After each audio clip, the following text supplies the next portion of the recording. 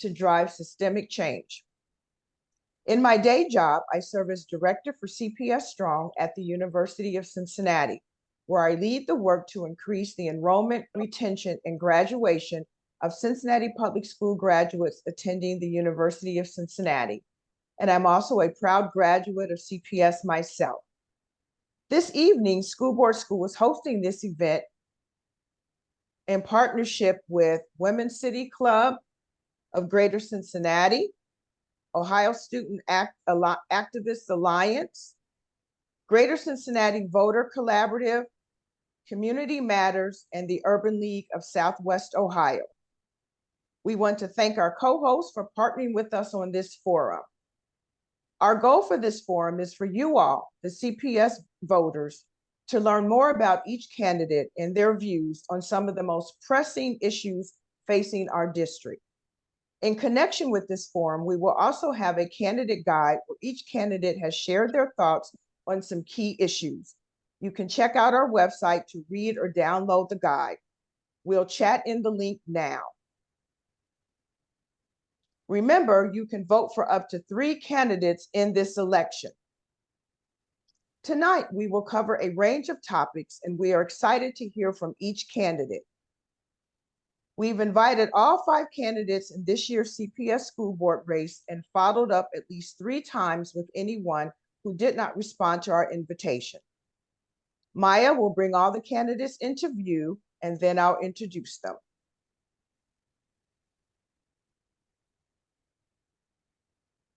Thank you, Maya. The 5 candidates in this year's CPS school board race in alphabetical order are Eve Bolton, Bryan Cannon, Ben Lindy, Kendra Mapp. Paul Schiele did not respond to our invitation, so he will not be joining us tonight. For tonight's forum, we have a set of questions, and each candidate will answer every question.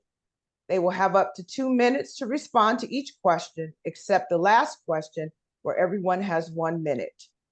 We only have an hour together, and we want to make sure we get through all of our questions, and so we will stop candidates when their time is up. While I read the question, it will also be shared on the screen with the order in which candidates will be asked to respond. We'll also post the question and order in the chat. So with that, let's begin. Question 1. By definition, school board members are supposed to be representatives of the community or the voice of the constituents. How will you engage with the community to make sure the decisions you make are representative of those most impacted by a decision? We will begin with you, Eve, first. You have 2 minutes. Thank you very much. Appreciate it. First and foremost, the way that we engage the community is by conducting the public work in public, and that is through our formal efforts and scheduled efforts, be they committee or be they full board or be they engagement. Whatever it may be, beyond those sorts of things, what we have to be able to do and count on is actual formalized engagement in separate opportunities as focused as possible when needed, but generally also getting the strongest, broadest band of representation possible. And I think we've been improving that effort over the last year, very much so. So both public as scheduled and structured, and also focused and broad, be they with survey, be they through conversation, be they through focus targets as we did with our transportation efforts. So it varies, but I think the most important thing is the public business must be done in public. Thank you. Great, thank you so much. Bryan, you're up next. In addition to the school board meetings, the formal ways that you can engage parents in the community, I think you have to think outside the box now. You have parents who are working multiple jobs, different shifts, so you have to kind of meet them where they are. I would do something that I've already started doing, which is actually a town hall meeting on social media, where people can log on, ask questions, and engage that way. I would use the social media platforms to keep parents updated and allow them to respond when they have the opportunity to actually respond.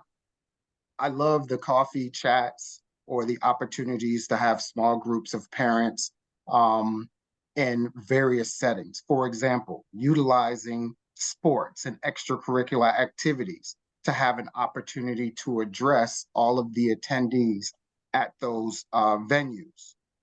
Also by attending PTA meetings, school events. You can always be a listening ear to parents when you meet them where they are, and in most times they come up to the school for various or different events. In addition to that, one of the things that I'm used to doing is getting like a 360 survey done from parents, teachers, and students so that all the information can come together and we can improve the district. Great, thank you, Bryan. Next up, Ben. Thanks, Dr. Wright. And it's a great question. I think when I joined the school board in 2020, I think one of the hardest things for me to figure out, and this is still challenging, is, what is the perspective that represents a majority of families? And I think it's hard for me often to distinguish, are the emails we're getting in our inbox or the people who are coming to hearing of the public at board meetings, is this truly representative of where a majority of families are? Or is this just a very highly organized minority position? This was particularly hard during COVID, when people had very strong opinions about what we should be doing, and it was hard to know, what is the perspective that would do right by the most number of families. So one of the things I did in my first term that I'm really proud of, and it's actually how I met Kendra, was starting a parent cabinet, and we meet once a quarter. And it's designed to get two-way communication, I think, to hear from families what are the issues that are highest priority for you, but then also for me to share, here are some things I'm thinking we should be doing as a district. What do you think about that? And so I've gotten a lot of value out of that group, and I really appreciate it a lot. I would just mention two other things quickly. I'm watching my time. When we chose the superintendent and when we set the top goals and priorities for the district, which I think are two of the most important things a school board can do. We did extensive community engagement with thousands of stakeholders, and that included surveys and focus groups and one-on-one conversations. Some of the folks in this meeting were part of those. So I just say that the parent and family cabinet for sure, and then on these big decisions the board makes, some more comprehensive engagement. Thank you. Great, thank you, Ben. Next up, Kendra. Thank you. I really appreciate this question because I do value engagement. And so I'm going to take a different approach in terms of how I view engagement. And so one of the things that I think is critical is making sure that there is initial alignment, right? That all constituents understand the vision and the mission and the goals of the district, because that will help to allow that buy-in where everyone knows what we're working on and what we're working towards. Another area of focus for engagement is recognizing that this requires a transformative experience versus transactional. And so when we honor that, we're focusing on making sure that there's rapport, there's mutual respect, there's trust, there's authenticity, because again, that helps with that reciprocity and people believe and recognize that they are seen and they feel valued. And so ultimately, I would take those approaches and from there, then do an internal audit of whose voices are at the table.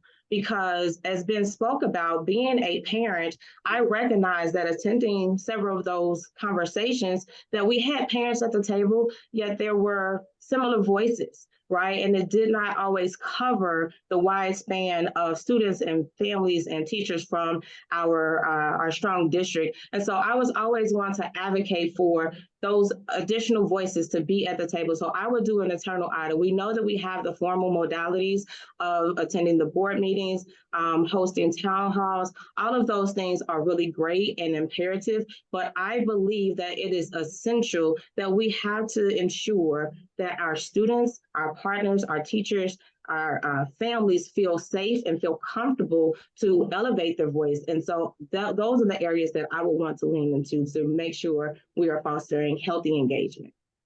Great. Thank you so much, Kendra. Question 2.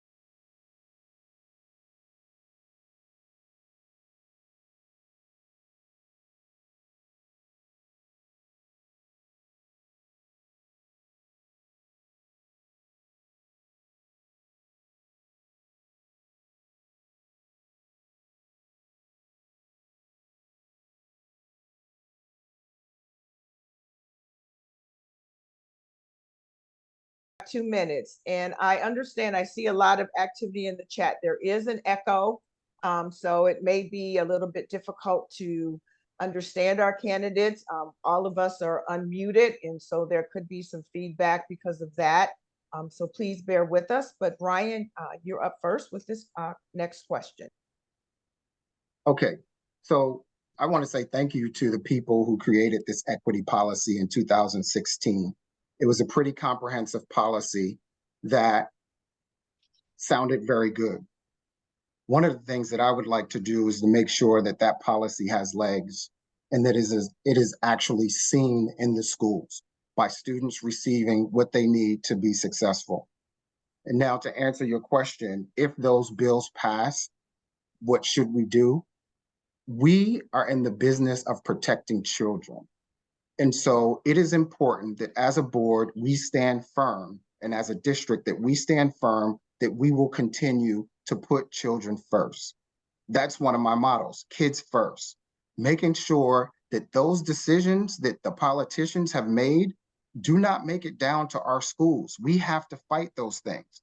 We cannot have our LGBT students ostracized, outed. We can't have that. We need to make sure that we protect our kids by making sure that we can stand against those policies if they were to pass.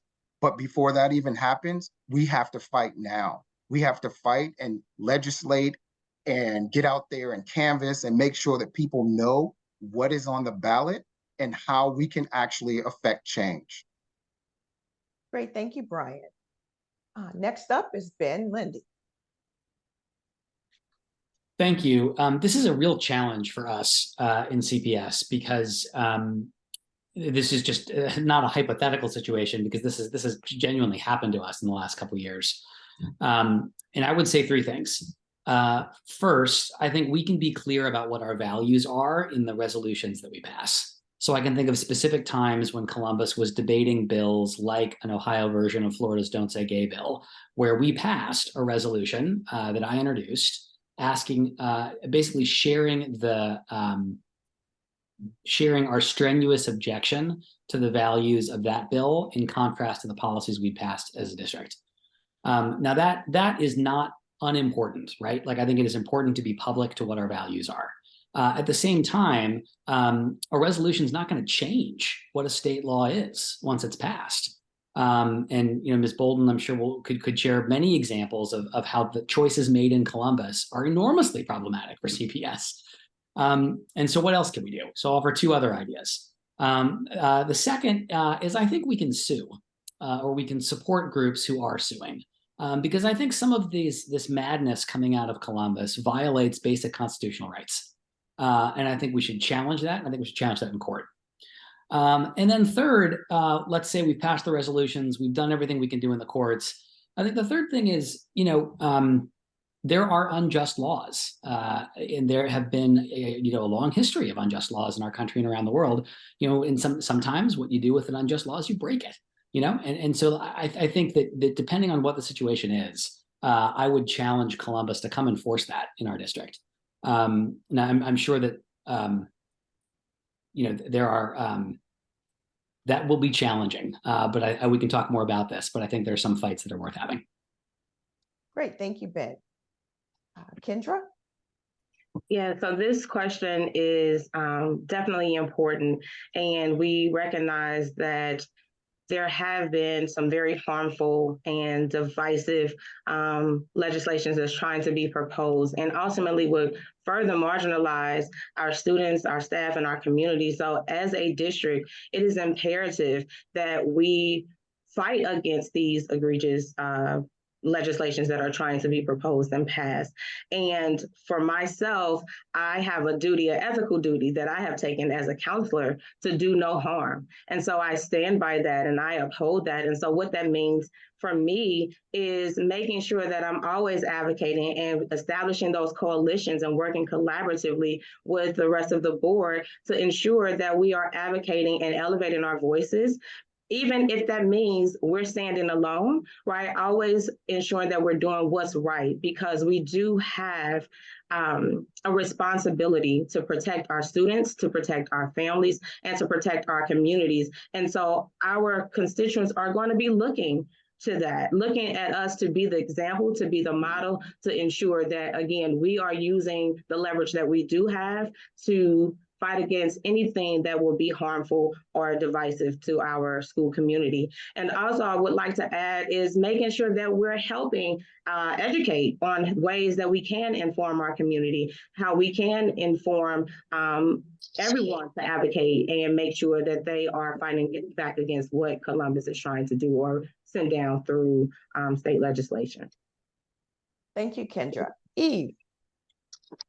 Thank you so much. As a person that had something to do with that equity policy, as well as Elisa Hoffman and a number of board members as well, I'm not only proud of it, but I think it's a model. And I think it tells what we should be doing. And we must be willing, as Ben said, to take the state to court. We must be willing to mobilize our families, our students, in opposition to those sorts of laws passed in Columbus that do not represent our values. And I think we are willing to do that. More importantly, I think very strong opinion must be leveled in advocacy on and on and on in an effort to make sure those laws don't get passed. Or if they are passed in one house, they're not passed in two. And if they're passed in two, we have to then go to the governor. And then you have to go to court. And I know this will sound ridiculous for many people, but I've been saying for about a year and a half, we might have to go to jail. And that's the reality, because we do have an oath and an obligation to carry out the laws of this state. But the reality, too, is that our obligation, our moral and ethical obligation, is to our students and their health and well-being, and to the community that elected us and the community that owns these schools. Remember, Columbus has spent a long number of hours trying to take away local control of schools. They did it over several years. They failed. And now this year, they actually succeeded in taking away the power of state school boards that were elected by the people. There's an effort here that is very, very authoritarian and is very, very right of center. And we have to be, how shall I say it, the warriors to preserve local control and local values in our schools. Thank you, Eve. Thank you, Eve. We're moving on to our next question, question 3. I think we all agree that building a school district where every child can reach their potential is critical to individual student success and the success of our city. So this is a 2-part question. First, what do you see as the one biggest obstacle facing the district in reaching this goal? And second, since we know there are so many people in CPS already working towards this goal, what do you see as one thing the district does really well? We will begin with Ben. You have 2 minutes.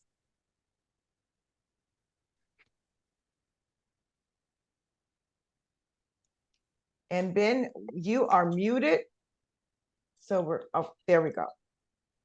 I was saying, I was thanking you for giving me the easy question to go first on. So I appreciate it.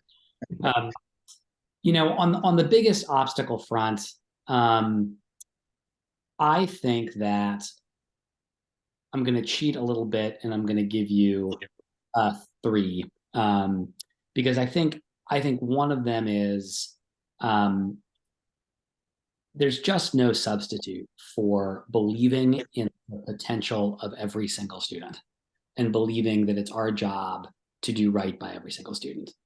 And I think that, there are all kinds of places where that is true. I would be lying if I said it's true everywhere. And I think you can't do anything else until you have a shared set of beliefs that every single child deserves excellence, and we can provide that for every single child. So I'll list that as obstacle 1. Obstacles, 2 and 3 are a little bit more technical, but I think students respond to the level and rigor and caliber of the curriculum that we put in front of them. And I think there's been too long where what we have done is put in front of students material that was below the level of rigor that it should have. I think we've done a good job of adopting stronger curriculum in CPS.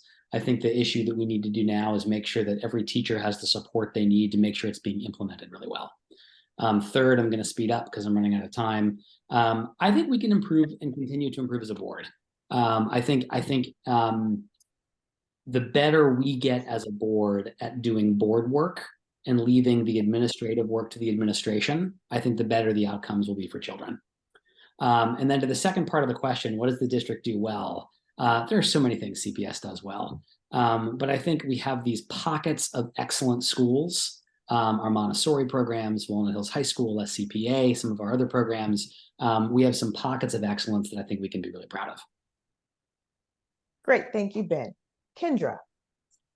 So one of the things that I think that the district does really well on is ensuring that there's a continual opportunity to reach out to get constituent feedback and input as it relates to developing, policy or vision or goals. I think that the district has done an exceptional job of trying to be inclusive through several modalities to reflect the views and the values of students, as well as community partners, as well as parents, teachers, staff, all of the above. And I can speak to that because I've had an opportunity to engage in some of those initiatives. And so I think that that is an area that we are really strong, and also establishing community partnerships. I think we have great programming that's in the schools as it relates to working through some of the inequities.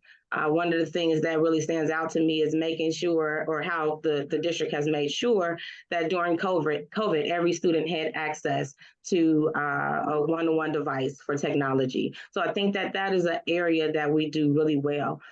However, I would like to see more equity across the district. We do have strong magnet and Montessori programs, but one of the things that's disheartening for me is recognizing that our neighborhood schools are not thriving to the extent and to the level that other schools are. And so when we look at the data, when we look at the level of resources and support that's put into those schools, we recognize that there is an area of deficit. And while I think all of our teachers, I think all of our administrators do a wonderful job, our parents do a wonderful job of being present, we cannot ignore that there is some deficits that we really need to work on, especially as it relates to curriculum, having that rigor, having that level of expectation to do exceptionally well. Great, thank you, Kendra. Eve. I think what we do best is finding ways to continue to have incredible community support, frankly, even when we don't earn it. And that's a problem. Our community has to have great expectations of us. One of the other things that we do very well, and history proves it, is that we have, as a district, been one of the most progressive districts, not only in the state, but in the country, for site-based management, for locally created initiatives, whether it's public Montessori or preschool expansion, or whether indeed it's also having now, as has been mentioned most recently in the last several years, a very progressive curriculum that reaches the kind of rigor and the kind of high expectations that we want. The greatest obstacle that we continue to have, as does everyone in a district like ours, is finding a way to overcome the challenges of poverty, and also trying to find a way to overcome any areas of discrimination or worry that people have about sending their children to schools where there is great diversity. Because if indeed we could have greater integration in all of our neighborhood schools, even to the degree that our magnets are more diverse than our neighborhood schools, if we could find a way to actually have integration of class, economic class within our schools, you would see almost overnight the kinds of things that you would want to see in improving what we do. So there's many things to overcome, but we have the ability, and have proven it over time, that we can innovate our way to excellence. Thank you, Eve. Bryan. I would say I would have to agree with Mr. Lindy that CPS, what they do well is that they have pockets of success. I mean, we have one of the best high schools in the country. And so that proves that we know how to educate kids. The sad part is that most of our kids are not getting the education that they need. And so when you think of obstacles, there's three that step out. One is the culture of the board. It is apparent that there are some struggles right now on the school board. You can see it in the board meetings. We need a board that can come together and speak with one collective voice so that this district can move forward. Another is that we have to develop policies that ensure that students, staff, community organizations, and businesses that do positive things are frequently celebrated so that excellence becomes a norm.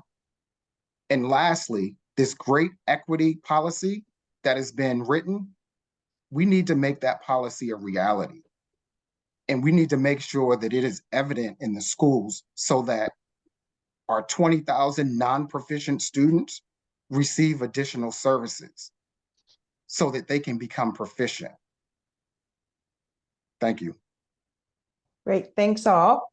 We have a few more questions for you tonight. So moving on to question 4. Please describe the role of the school board as it relates to managing the superintendent. Please describe what work is and is not within the board's purview. We will begin with Kendra. So as it relates to the role of the school board, it's important to recognize that the role focuses on governance. And so it is the responsibility to hire the superintendent. It is the responsibility of the school board to make sure that there are accountability measures in place for the superintendent. And what I think is necessary for that relationship to work well is that there's a shared level of accountability, right? So ensuring that there's a delineation of roles so that there is not a power differential, and so that everyone can have that trust and that respect to ultimately work towards those successful student outcomes. I think that as it relates to the role of a school board member is offering that level of support as well, and developing and constantly having those conversations about what are the values that we want reflected, and ensuring that the superintendent is working and striving to implement those values that the community has talked about and has advocated for, pertaining to what they've shared with the district, that is reflected across our district as a whole. And so while there is a relationship that this board has to have with the superintendent, again, it takes the accountability and the support of everyone to ensure that we are working in those positive directions. to, again, yield those viable, successful student outcomes. And as individuals have talked about on the panel, it's important to recognize that there has to be cohesion. If we are working together on what those overall goals are, what the vision is, there has to be alignment, and that has to be trickled down from the board to the superintendent, as well as throughout our district. And so I think that is one key area that we need to make sure that we're leaning into. Great, thank you, Kendra. Eve, you're next. Well, the single largest, most important responsibility that the school board has, very frankly, is to represent the community in all of its variety and diversity, all of its challenges, all of its weaknesses and its strengths. That's the purpose of the board. That's why we've been elected since the beginning of the Northwest Territory. That's important because the community owns the schools. Nobody else does, and we represent the community. And in that role, we are the people that have to come together and have consensus, because we're not city council. We're not a group of individuals. We are a body of elected officials that have to, through consensus, find some unity. And then in that unity, we have the power as a board. We don't have power as individuals. And that is in part to oversee not only the superintendent and the treasurer, and we have a few other direct reports, but it is also to oversee, most particularly, that there is enough money available to us to educate our children. Nobody else has that responsibility, not the superintendent, not the treasurer. The board has the responsibility to make sure that there is enough revenue that our schools can function and teach our kids. And that's critical. And we also have the responsibility of oversight on any number of items, whether it be safety, whether it be transportation, the oversight of the budget, and the oversight and writing of our policies that guide the district's culture and vision. That's the role of the board.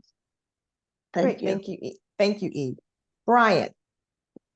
So in general, all school boards have three major responsibilities: developing the annual budget to run the school system, setting and writing board policies, and hiring and evaluating the superintendent, and in our case, the treasurer.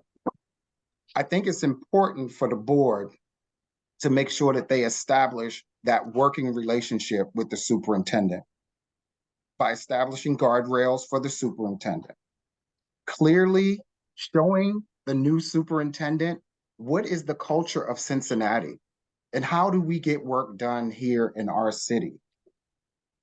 But you got to know the city. You have to know your constituents to be able to do that.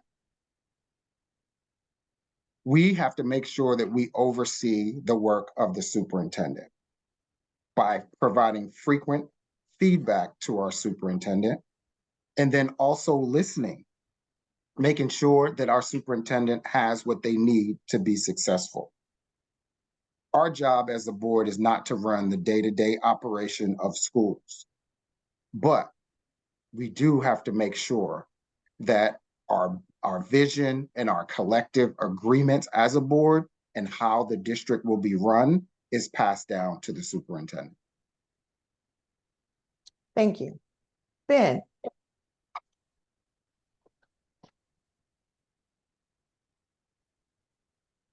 It's muted. And we Great. need to, there we go. This is a fabulous question, and I really do agree with a mix of what my three colleagues up here have shared. I think Eve had it right. That what the board does is represent the community. I think that is exactly right. I think the way we do that is very in line with what Kendra was saying and what Bryan was saying. The way we represent the community is we hire the superintendent who matches the profile of what the community is looking for. And we use what we hear from the community to help set some very clear goals and statements about our values that we use to evaluate the superintendent. I think that the challenge with any community-run organization like a school district is that it's really hard to run a 36,000 student organization, over $600 million budget organization when there's so many different perspectives in our city and so many different parts of the community who want so many different things.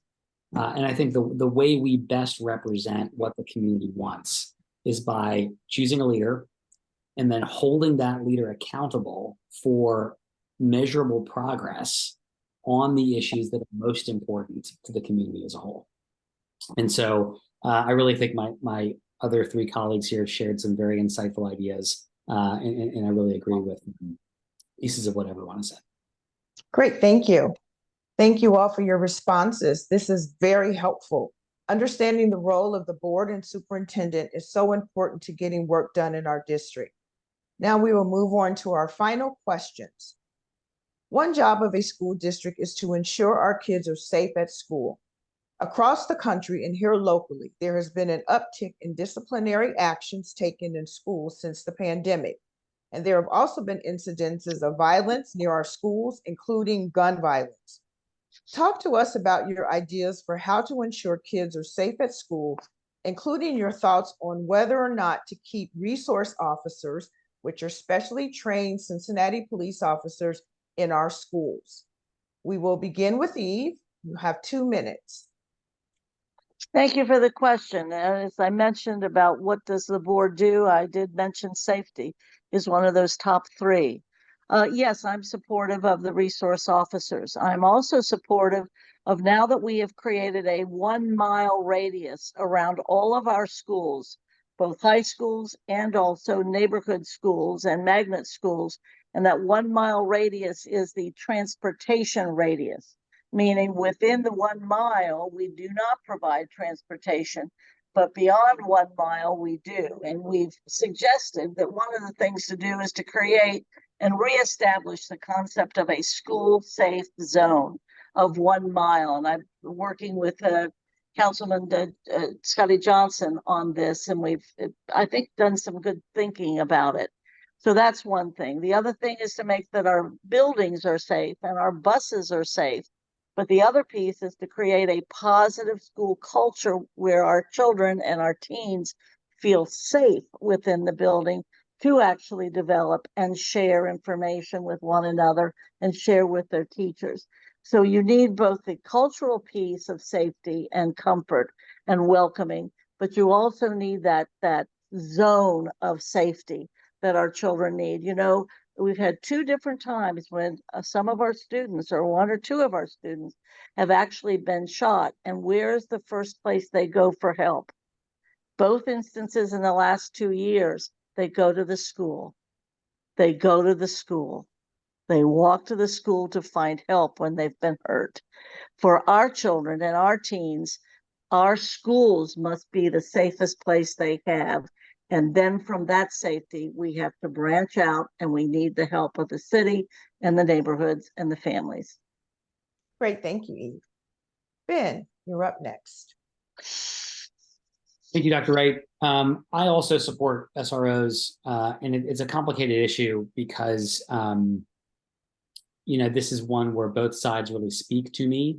The reason I've been supportive of keeping our SROs in schools is because when you ask the students and you ask the parents, and we've done focus groups on this, that's what they ask for. Not everybody, because people disagree, but that's what the broad theme has been when we've talked to the folks who are closest to this issue. On safety more broadly, I'll say 2 other things. I think there's some small things we can do that matter, right? We've passed a safe storage resolution at Cincinnati Public Schools that I'm proud of. We can make even more investments in mental health for students and for families and community learning centers. We can, strengthen everywhere we can the safety precautions that we have, the fidelity with which people follow those safety precautions. We can do all of those things. We should do all of those things. I say this both as a board member and as a parent of a student in CPS. So there is all of that. We should do those things. I'll just mention a last point, which is we need a new generation of voters who change our country's gun laws, because this is much like the issue around the madness coming out of Columbus. We live in a country whose interpretation of the Second Amendment is bananas. And we live in a state where the gun laws that get passed and the limitation on cities' abilities to pass different kinds of gun laws is bananas. And that needs to change, but that's only going to change with a new generation of voters. So I think there are great causes to support. Go vote. Let's get different elected representatives. But I think we need to do all of these things. So thank you. Great, thank you. Kendra. So I really love this question because this is what my platform is all about, making sure that our students and staff feel safe, secured, and valued. And safety across so many lines on the spectrum. And so when I think about safety, I think it's important that our policies actually translate and trickle down into the procedures and the reality of what's happening in the school. And so safety is focusing on making sure we have enough nurses, making sure that we have enough comprehensive mental health supports in place. And one of the things that I can say that I'm really proud of, actually through School Board School, I offered the pitch to ensure that we had comprehensive services and how to streamline that as it related to mental health.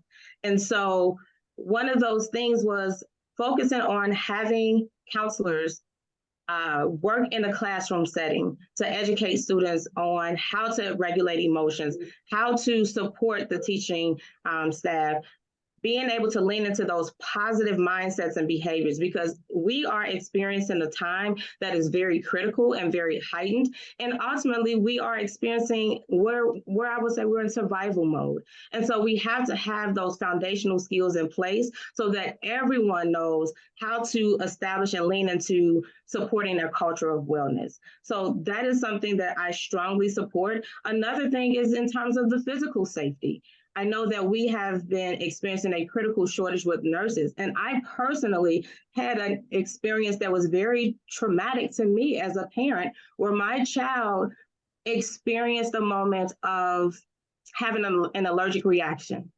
And I was not informed about it, but what I did, because it wasn't just about my child, I worked collaboratively with the school's administration to put procedures in place for all students. So we have to think about safety across the board. And then lastly, as it relates to SROs in the school, I do think that that is something that we should do, because again, it helps to build and establish relationships in the community and remove those implicit biases and learn how to work together. Thank you, Kendra. Bryan. So yes, I support SROs in the schools, but we also have to make sure that those SROs create relationships with students, and they're not just there as a authoritative figure. And there's ways that we can do that. Just recently at my high school, Mount Healthy, we were closed yesterday because of threats in our school. And so it's real and it's coming to Cincinnati, and we have to be ready.